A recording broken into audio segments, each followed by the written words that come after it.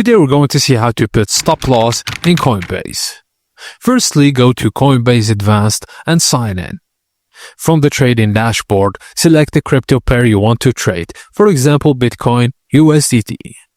In the order panel, choose stop order from the available order types. Enter the stop price. This is the trigger price where Coinbase will place a sell or buy order.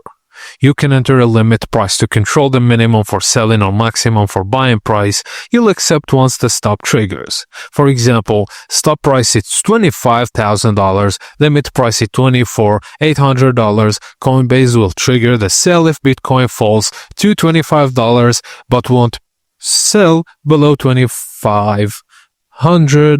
$800,000. Now, choose how much of crypto you want to protect with this stop loss order and double check your stop price, limit price, and amount.